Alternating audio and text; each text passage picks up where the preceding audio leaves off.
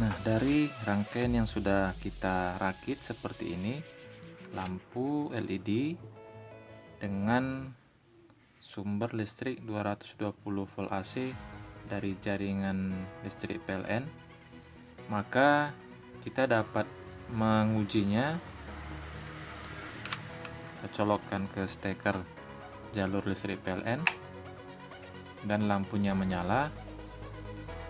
Kita akan belajar bagaimana cara kerja lampu ini, kenapa dia bisa menyala padahal lampu LED ini tegangan operasionalnya sekitar 3 volt DC. Oke, kita matikan dulu, kita singkirkan. Nah, ini adalah gambar rangkaian dari lampu LED tegangan 220 volt ini. Gambarannya seperti ini, kira-kira seperti ini bentuknya. Jadi tegangan 220 volt AC masuk dari terminal yang atas dengan yang bawah, dan untuk yang sebelah atas kita sebut saja sini positifnya, sini negatif, atau sini pasa, ini netral. Yang untuk positifnya dia akan melalui sebuah dioda pada terminal kaki anodanya, dan pada katodanya dia akan terus ke anoda dari lampu LED. Pada sisi katodanya akan terus ke resistor 56 kilo ohm dan terus ke bagian negatifnya. Pada rangkaian ini kita bisa mempelajari cara kerjanya sangat sederhana. Kita tahu tegangan dengan arus bolak-balik 220 volt AC, atau tegangan AC alternating current. Ketika pertama sekali tegangan arus AC ini masuk ke rangkaian, maka kita ketahui adalah arus AC itu sinus. Sisi atas adalah positif dan sisi bawah adalah negatif. Nah, sisi atas positifnya akan melalui jalur dari positif, sehingga sisi atasnya positif akan melalui dioda, sementara sisi negatif akan melalui bagian negatif atau jalur netral dari rangkaian ini. Untuk sisi positifnya, kita tahu setelah melewati dioda, dia akan disearahkan menjadi tegangan arus searah atau tegangan DC atau direct current. Nah, setelah menjadi tegangan arus searah akan diteruskan ke komponen lampu LED ini. Kita tahu untuk lampu LED ini tegangan untuk operasionalnya lebih kurang 3 volt DC dengan arus kisar 20 mA. Oke, 20 mA. Nah, setelah melalui lampu LED akan terus ke komponen resistor penahan arus. Penahan arus di sini kita beri nilai 57 kilo ohm. Kita bisa menghitung berapa arus yang melalui komponen dioda ini, atau berapa arus yang akan sirkulasi dalam rangkaian ini dengan prinsip hukum Ohm. R sama dengan tegangan dibagi arus. Maka ketika kita menghitung untuk R-nya, kita bisa membuat R sama dengan 220 dibagi 20 mA. 20 mA dikonversi ke ampere adalah 0,02 ampere. Ini volt sama dengan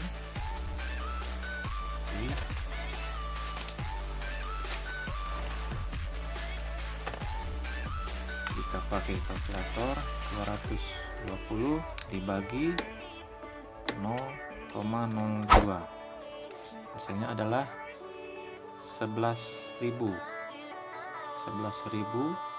ya, 11.000 ohm atau 11 kilo ohm. Nah, kenapa kita buat 57 kilo ohm? Kita akan coba dengan memakai tahanan 57 kilo ohm. Berapakah arus yang akan mengalir? Kita balikkan ya, I sama dengan 220 volt dibagi 57.000 ohm sama dengan 220 dibagi 57.000 itu adalah 0,03 ampere, bersama dengan 3 mA. Dengan 3 mA untuk lampu LED yang warna putih dia sudah bisa menyala. Nah, ini berbanding dengan perhitungan untuk daya pada resistor ini. Kita tahu rumus daya adalah P sama dengan V kali I. V kali I.